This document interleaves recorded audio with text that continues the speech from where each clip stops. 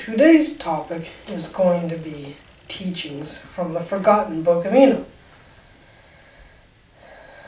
And I wanted to do this video and try to get some information out there about A, some of the scriptures in the forgotten Book of Enoch, and B, the reasons why the book written by Enoch had been forgotten in the first place. And I'm going to start with the reasons why it was forgotten. Because during ancient times, during the time of the Romans, the Roman Catholics decided that they did not want the Book of Enoch in the Bible anymore, so they had it removed, so that they could create their own false version of history and try to get people to go along with it. And it did work, at least up until now. So here it is. And this is from the Book of Enoch, chapter 6, verse 1. They consider how the trees, when they put forth their green leaves, become covered and produce fruit, understanding everything, and knowing that he who lives forever does all these things for you. What does this mean? Well, I'm going to explain. The trees, when they put forth their green leaves, become covered and produce fruit. And the fruit, and the trees, are metaphors for human beings and the behaviors or the works that we as human beings choose to take part in.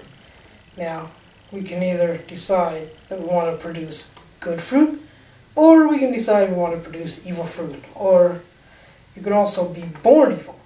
Just ask Diane Downs about that. Anyway, chapter 6, verse 4. But you endure not patiently, nor fulfill the commandments of the Lord, but you transgress and calumniate his greatness, and malignant are the words in your polluted mouths against his majesty. You withered in heart, no peace shall be to you. Therefore your days shall you curse, and the years of your life shall perish. Perpetual execration shall be multiplied, and you shall not obtain mercy. And this scripture from the Book of Enoch was directed toward descendants of fallen angels, descendants of evil one, descendants of Cain, or all three. Probably all three.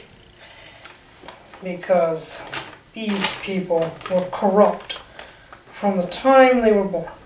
And they remained that way for their entire lifetimes. And unfortunately for us, we still have children of the wicked one roaming around on earth today, and we refer to them as sociopaths,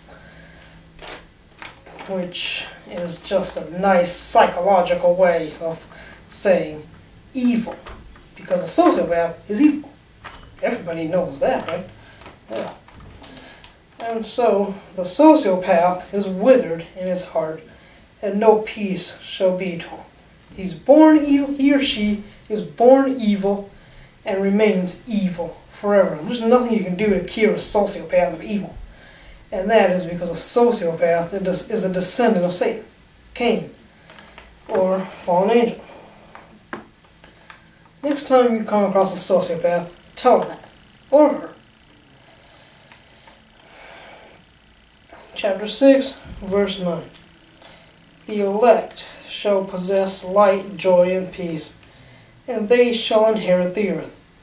But you unholy, shall be accursed. Then shall wisdom be given to the elect, all of whom shall live, and not again transgress by impiety or pride, but shall humble themselves, possessing prudence, and shall not repeat transgression.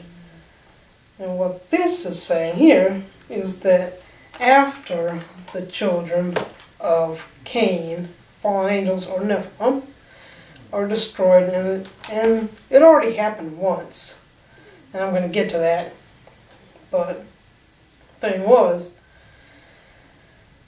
some of these children of Satan are still here now, and you know who you are.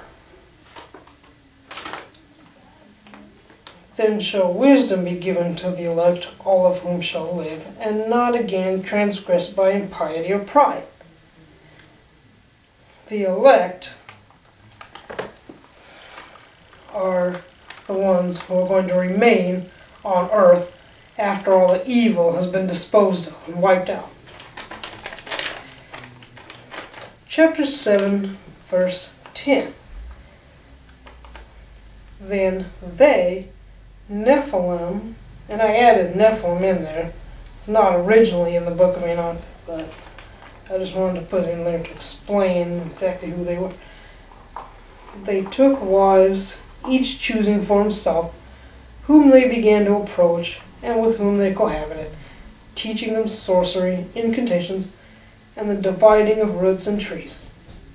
That's verse 10. Verse 11, and the women conceiving brought forth giants. Pretty self-explanatory. The Nephilim came down onto earth and married and cohabitated with human women, teaching them their ways, their not so good ways. And chapter 10, verse 1. Then the Most High, the Great and Holy One, spoke, and sent Arsiah lawyer to the son of Lament, saying, Say to him in my name, conceal yourself. Then explain to him the consummation which is about to take place. For all the earth shall perish, the waters of a deluge shall come over the whole earth, and all things which are in it shall be destroyed. Of course, this is the story of Noah's Ark and the Great Flood. And the reason for the Great Flood wasn't just because God just up and decided to destroy the entire human race. No, that's not what it was about. Because it was really intended to get rid of the children of the wicked one, not the good humans who were living on earth at that time, but the seeds of evil. And that was the reason for the Great Flood. And all things which are in it shall be destroyed.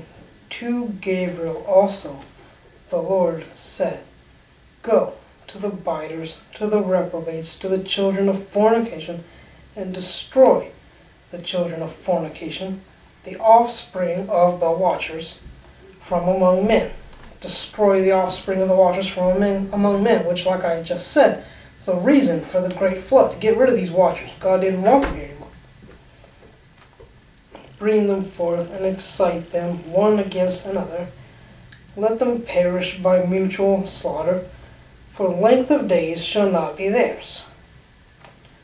And when the Great Flood occurred, and most of the giants, descendants of Anak, Nephilim, were destroyed, and that's why you don't see giants around here on Earth anymore. When was the last time you saw them? But the thing is, some of their descendants are still here. And to the descendants of Cain, or the fallen angels, you know who you are, and you're going to be destroyed too.